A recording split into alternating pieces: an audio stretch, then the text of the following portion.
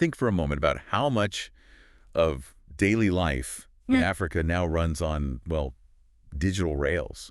From mobile money to education platforms. I mean, it's just everywhere. Yeah. But who's actually laying those tracks? That's the big question we're looking at today. Absolutely.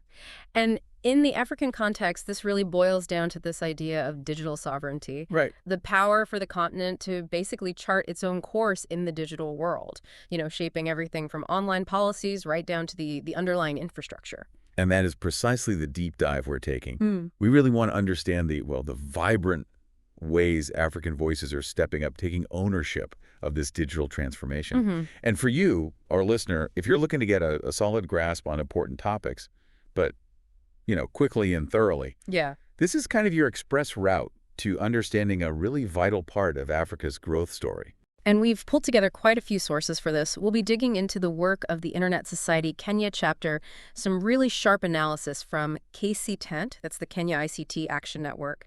They're a really influential think tank for ICT policy there. Okay. We'll also look at the Kenya School of Internet Governance, KeSIG they call it, the work of digital rights advocate Mercy Mutemi. And we've got some great firsthand perspective from WaihigaKMuturi, who actually went through the KeSIG program recently. Fantastic. So our mission today is pretty straightforward. Unpack the initiatives, spotlight the really passionate individuals who are committed to forging Africa's digital sovereignty. Okay, let's dive in. Where should we start? Maybe with the organizations making things happen. Yeah, sounds good. And a key player here is definitely KeSIG. This isn't, just another NGO. It's a multi-stakeholder think tank, a real catalyst for ICP reforms in Kenya. Multi-stakeholder meaning? Meaning they bring everyone to the table. Government, private sector, civil society, academics. Their whole approach rests on 4 pillars. Wow. Policy advocacy, capacity building, research, and crucially, that stakeholder engagement. They get that you need buy-in from everywhere for this to work. Right. It can't just be one group dictating things. And they're not just theorizing, are they? I saw they're hosting the first Africa Tech Policy Summit in Nairobi next year. That sounds like a pretty big deal. It is, yeah. May 2025. And the focus is harmonizing tech policies across Africa. Think about how complex things like cross-border data flows are or, getting consistent standards for AI. Massive challenges. Exactly. So by trying to align policies regionally, nationally, they're aiming to create better ground for innovation and tackling these shared problems together. Makes sense. And beyond the big summit, they're also doing things at the community level. Yeah. I saw something about an online gender-based violence tracker. Yes, that's a really impactful one. It provides crucial data on something that unfortunately often goes underreported, right? So by systematically documenting these instances across Africa, KIC provides actual evidence. Evidence that can then be used to push for specific policy changes, better support for victims, both nationally and regionally. It's not just tracking, it's about driving real change. And that connects to their training too, right? The Community Digital Champion training. It does. That training has a strong focus on gender, equity, social inclusion. It empowers people within communities to promote safer, more inclusive digital spaces. It all ties together. It's so vital to see that focus, making sure the digital shift actually benefits everyone. Okay, let's switch gears slightly. The Internet Society Kenya chapter and its president, Alphonse Oiwech. He seems really focused on this digital sovereignty idea too. Very much so. Alphonse's work puts a really strong emphasis on community networks. Community networks. Explain that a bit more. So instead of relying only on big centralized providers, this approach is about empowering local communities to build and manage their own internet infrastructure. Oh, okay. Decentralized. Exactly. Decentralization, it doesn't just expand access to places that might be underserved. It also fosters local ownership, local resilience. He's a big advocate for an open, secure, trustworthy internet. And he sees these community networks as, a key way to get there. And he's actually building these.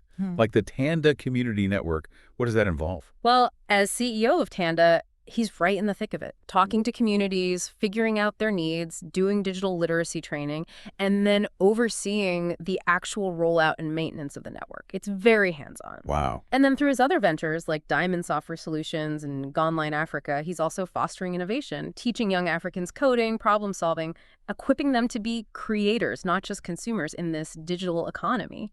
So, okay, we have organizations like KeSIG and the Internet Society building frameworks, building infrastructure. But you also need people equipped to, navigate and shape this whole digital landscape. Precisely. Which is where the Kenya School of Internet Governance, KeSIG, comes in. Yes, exactly. And KeSIG is actually an initiative of KiStanet.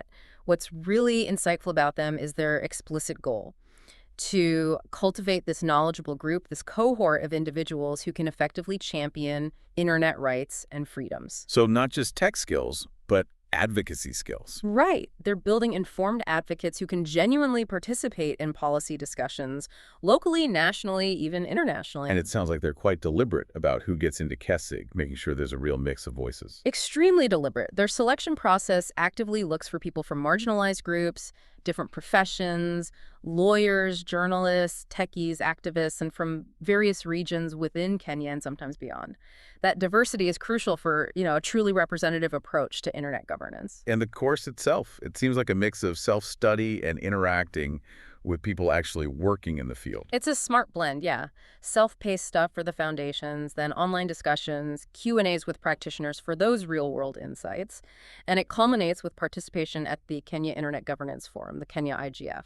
So they get thrown right into the policy arena. Pretty much. And look, between 2016 and 2023, KeSIG trained 421 new voices on internet governance.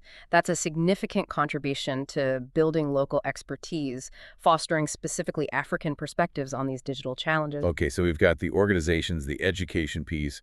Then there are the advocates, the ones really pushing the boundaries, shaping policy day to day.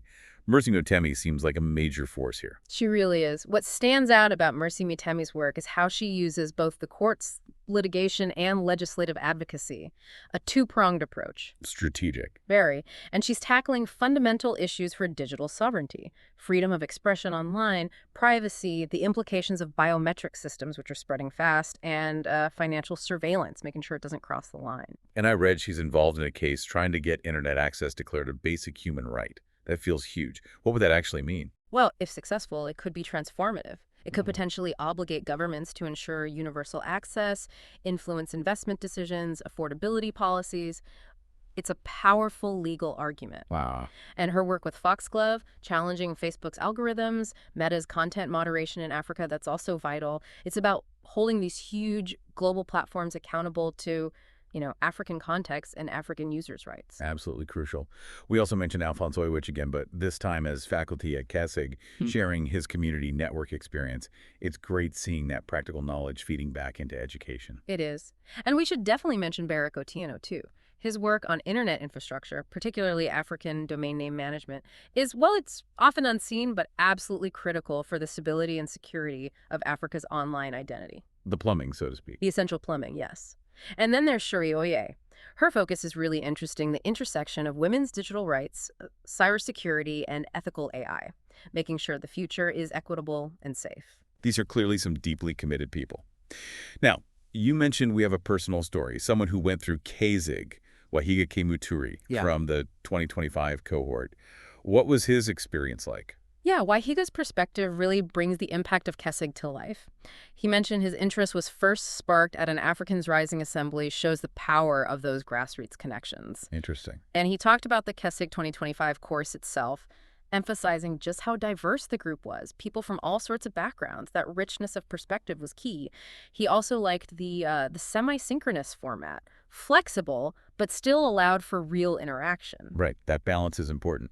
Did he mention specific things he learned, specific modules? He did. He highlighted a few core modules: internet history, principles and governance, data privacy and protection, global internet governance issues, and artificial intelligence. But what he really stressed was how these topics were always examined through an African lens. So not just generic global stuff, but relevant to the continent's challenges and opportunities. Exactly. Making participants think critically about how global frameworks actually apply or maybe don't apply in their own local contexts.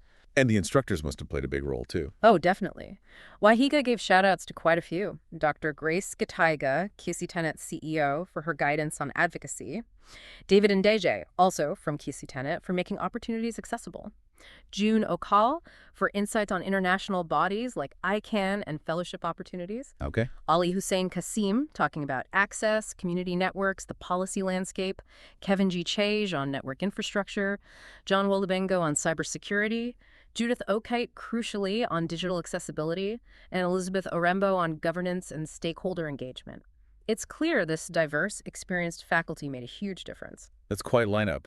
And how does Waihiga see this KeSIG experience impacting his own work now? He sees it feeding directly into his work at Let's Create Africa, or LCA. They focus on empowering African entrepreneurs and nonprofits using communication and tech. So for him, understanding internet governance deeply is essential for building, sustainable, responsible digital solutions that actually serve African communities and contribute to that bigger picture of digital self-determination. So it's really about connecting the dots, the learning, the advocacy, the practical application, all towards this goal of African digital sovereignty. Precisely. And Waihiga finished with this really powerful call to action. He basically said, look, digital sovereignty isn't going to be gifted to Africa. It has to be claimed. It requires active participation, a collective effort to build the digital future the continent wants. This has been a really insightful deep dive. It's so clear that this move towards African digital sovereignty isn't just, an abstract idea. It's a real movement. Yeah. Powered by organizations like KSET2Net, initiatives like KeSIG, and all these individuals. Yeah, the key takeaway, I think, is that there's this dynamic, diverse ecosystem hard at work, making sure Africa's digital transformation is genuinely led by African voices, tackles African challenges, and ultimately serves African people first and foremost. Which brings us to a final thought for you listening in. Think about everything we've discussed today. What role could you potentially play, maybe in your own community, your own field, in supporting this really vital movement towards digital sovereignty? It's worth pondering, and maybe reflect on Waihiga's words. Our digital sovereignty cannot be gifted, it must be claimed. Let us build the Africa we envision, pixel by pixel, policy by policy, platform by platform. Perhaps check out the work of KeSIG or the Internet Society if you want to explore further.